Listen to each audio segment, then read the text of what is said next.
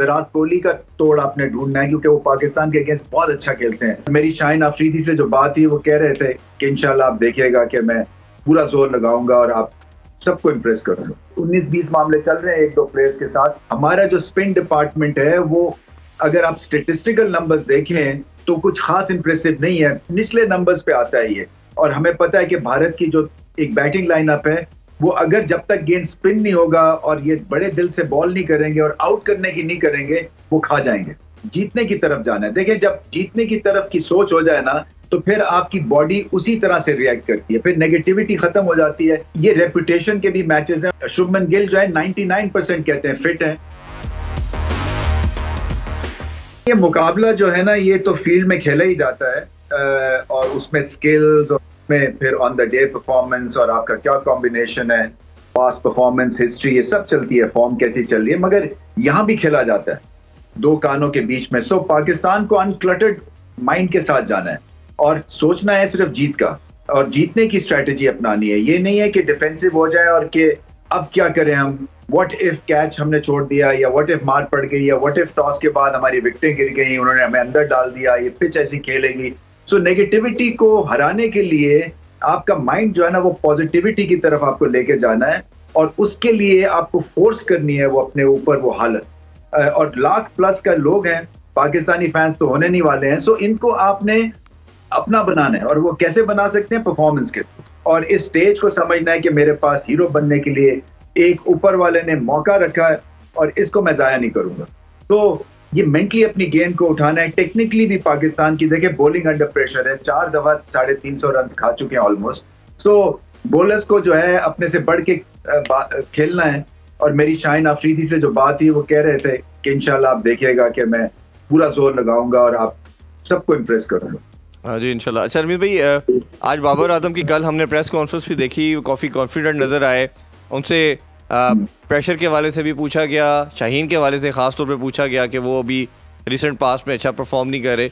तो उन्होंने कहा कि एक आधा मैच में अगर और परफॉर्मेंस हो भी जाती है तो मेरे पे या मेरा as a trust as a captain नहीं जाता। तो आप प्रेस कॉन्फ्रेंस को और बॉडी लैंग्वेज कैसी देखी आपने टीम की सब?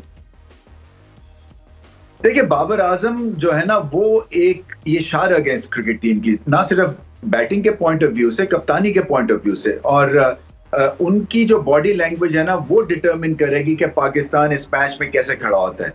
अच्छी बात यह है कि एक तरह से मिडिल ऑर्डर जिसके ऊपर बहुत तनकीद होती है, उसकी परफॉर्मेंस पिछले 1-1.5 साल से बहुत ही जबरदस्त है। स्टेटिस्टिकली भारत से बेहतर नंबर्स हैं मिडिल ऑर्डर के। प्रॉब्लम हमें टॉप ऑर्डर में ज्यादा है। सो टॉप ऑर्डर में मामला सॉर्ट आउट बाबर आजम ने करना है और इनको थोड़ा सा वक्त चाहिए क्रीज के ऊपर, जल्दी नहीं करनी है। मैं समझता हूँ इस पिच के ऊपर शायद भारत 3 स्पिनर्स खिलाए क्योंकि ये काली मिट्टी वाली पिच है और न्यूज यही आ रही है कि ये गेंद स्पिन होगा ताकि पाकिस्तान की जो एडवांटेज है फास्ट बॉलिंग को उसको नलिफाई किया जाए।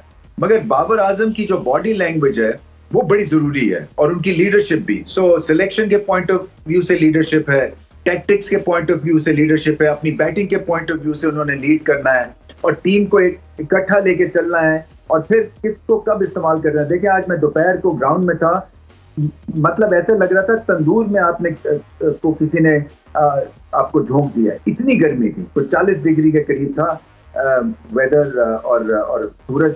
तो पाकिस्तान को ये भी देखना है, ऑलरेडी 19-20 मामले चल रहे हैं एक दो प्लेयर्स के साथ। हमारा जो स्पिन डिपार्टमेंट है वो अगर आप स्टेटिस्टिकल नंबर्स देखें तो कुछ खास इंप्रेसिव नहीं है, निचले नंबर्स पे आता है ये। और हमें पता है कि भारत की जो एक बैटिंग लाइनअप है वो अगर जब तक गेंद स्पिन नहीं होगा और ये बड़े दिल से बॉल नहीं करेंगे और आउट करने की नहीं करेंगे वो खा जाएंगे।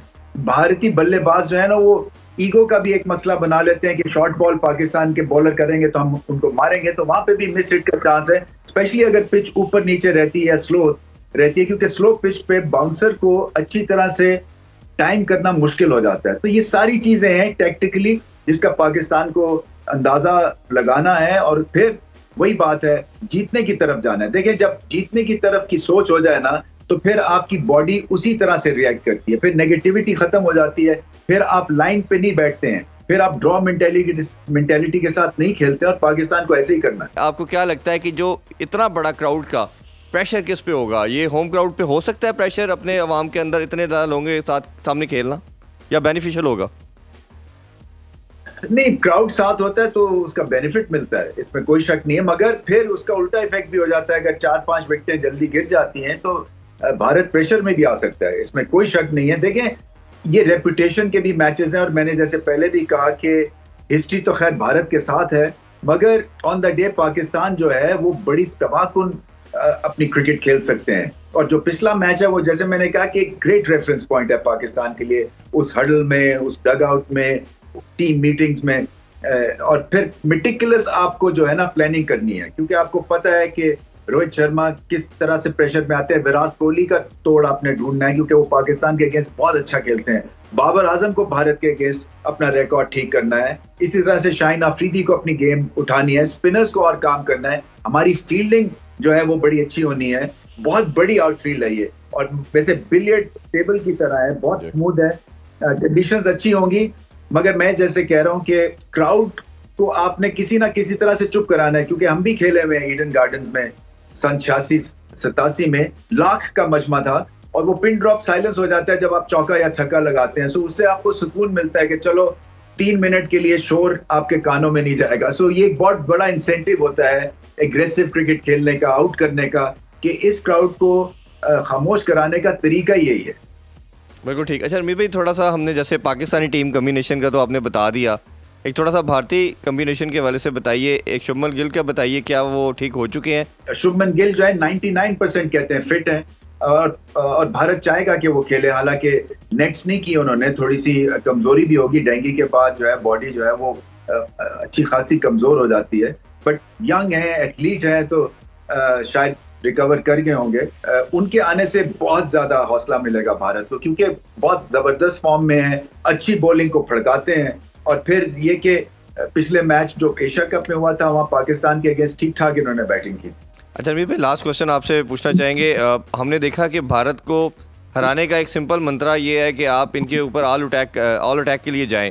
जब इन पे अटैक होता है तो ये भी कोलैप्स करते हैं, समहाउ हम भी होते हैं, बट इनका ज्यादा हमने ऑफ लेट में देखा। कुलदीप यादव के अगेंस्ट जो स्ट्रेटेजी आपकी तगड़ी होनी चाहिए, क्योंकि कुलदीप यादव को खिलाए भारत ने पाकिस्तान को सामने रखते हुए, क्योंकि यही मैच है, यही वर्ल्ड कप है, भारत का भी और पाकिस्तान का भी।